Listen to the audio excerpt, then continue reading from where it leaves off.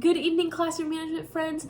I wanted to make this video so I could walk you through the classroom management plan, hopefully give you a little bit extra guidance if you're wanting that, and give you some quick tips. So first things first is that you need a 3-ring binder.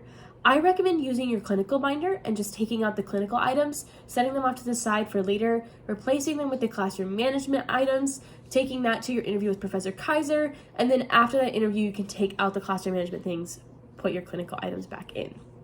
That's my recommendation. Second part is that everything needs to be in MLA format. That includes having a works cited page at the end of your classroom management plan. So the works cited covers all of your documents. That includes any ideas that you get from the textbook, other textbooks, other websites, databases, if you decide to use one of those and be really academic.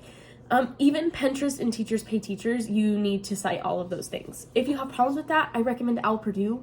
Or you can come to me or someone in the library and we may be able to help you. Third thing, I guess, or part of the MLA format, more like it, is that it needs to be double spaced, and then you need to have your name at the top, followed by Professor Kaiser's name, and then the name of the class. I chose the course code, but you can also just put classroom management here, and then the date that the classroom management plan is due, not the day that you write it, but the day that it's due. Title is centered, and in the upper right-hand column, right-hand side is your last name and the page number. That goes for all of your documents except for illustrations. We'll touch on that later. All right, so the first thing in your classroom management plan, I'm going to take a drink because I'm kind of sick and my throat is getting dry. First thing in your classroom management plan is your personal management plan. This is not strategies. We're going to touch on those later, but in this first document that is just 1 to 2 pages long, you're outlining the theories that you're basing your classroom management on. I had 3 in mind. You may have 2, you may only have 1 if you really liked one that we talked about this semester. You may have more than 3 if you really want to just make a whole hodgepodge of all kinds of theories from this semester. You may find other theories out of the textbook, like in other places. You can use those too. I use restorative justice in mine. That wasn't included in the textbook, but you can do that. Just make sure that you have citations for that as well. That's very theory, not strategy. Second part, not that part, you guys don't have to do that. The second part is called class plan. This is the long document. This may be the one that you're like, I need more guidance on that. I remember feeling that way. I had to go to Professor Kaiser and ask questions. I'm making this video so you don't have to ask those questions. But both Professor Kaiser and I are both open to answering your questions. I divided mine into sections because that helps with the way my brain works. So the first part I have is learning environment and strategies. I made it bold. I did it within Roman numeral 1. And I talked about the theories and how that was going to play into the way that I manage my classroom, what the goals of my classroom management strategy were. The second part is actually based on an illustration you're going to make. So, pause from the paper. The first illustration you need to make is your class layout. Mine looked like this. You need to make sure you have your name and what grade it's for.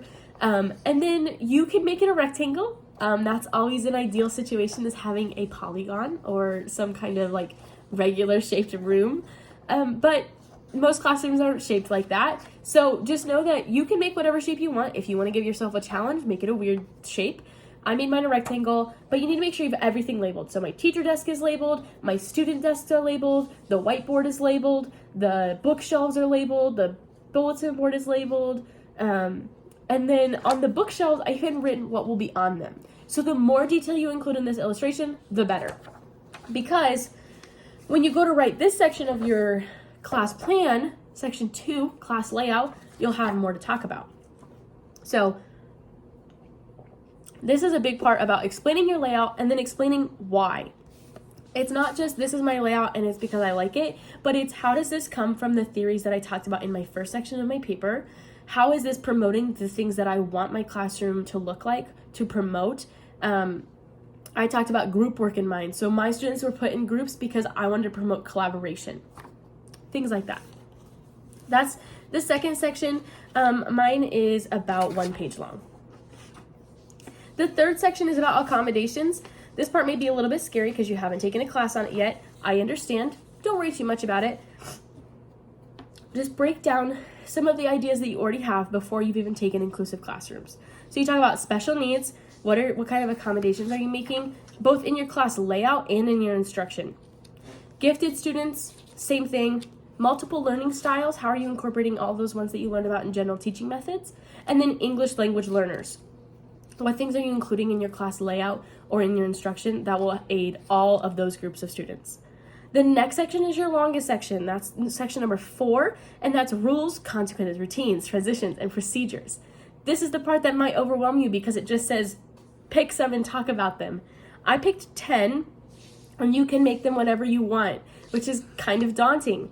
I also want to encourage you that this part is just theory, right? You haven't had your own classroom. The things that you write in this paper are not concrete, and you may change your mind. I have the most elaborate homework policy in here, and honestly, not sure it's that realistic. But, maybe someday we'll find out if it is. Know that this is an idea. This is an idea that can be a diving board, a jumping board, a bouncing board. I don't know what that's called.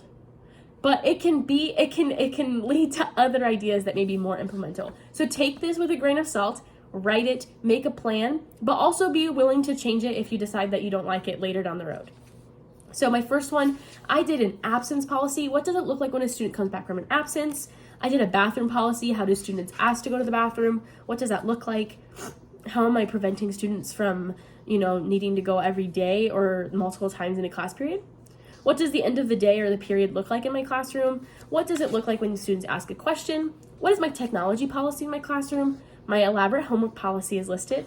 How do students turn in work in my classroom?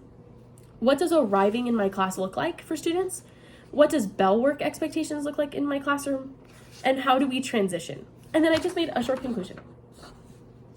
That is the longest part of the classroom management plan. It can be a little bit overwhelming, but once you break it down and you just have to write a paragraph really to get the page limit, you'll do it in no time. I have no concerns. The next and last paper you have to write, I think, yes, is about student and teacher roles. So mine is just 2 pages, and it's basically what are the roles of students in my classroom and what are the roles of teachers in my classroom? What are the expectations that students can have of me as a teacher, and how will I make sure that I follow them? And then what expectations do I have for students, and how will I ensure that my classroom management plan and my class layout promote those expectations? How am I communicating those expectations to them? Again, mine's just 2 pages. The last thing is another illustration. I did a bulletin board. You can make this on any kind of program that allows you to illustrate. I again used Canva. Sorry, my throat is very dry.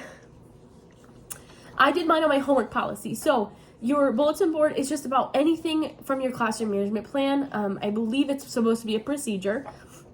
So mine is on my homework policy, and I outlined what it would look like if I promoted my homework policy and made students aware of what my homework policy looked like in my classroom. So on my bulletin board, I outlined the unit homework, when it was due and what it was. I laid out even just like the general reminders of the classroom, of like the policy. And then I also talked about like the dates that the unit covered and what project there was going to be at the end of it, and then like the big question of the unit. So that's just for me. That's my homework policy and the way that I implemented it into a bulletin board. Yours maybe look very different. It could be about an absence policy. It could be about the technology in your classroom, what the policy is with that, or the procedure is. It could be any number of things. If you need ideas, feel free to reach out. That is all I have. Just put that in a binder and put dividers in it. It's quite straightforward once you stop worrying about the page count and how much it looks like you have to do. I promise if you break it down into manageable chunks, you will be able to get it done and it will be great. Let me know if you have any questions. You can always reach me with the email that's listed on Moodle, or you can reach out to Professor Kaiser and she would be happy to answer your questions as well. Have a great rest of your day, and please do not hesitate to reach out if you have questions. Bye!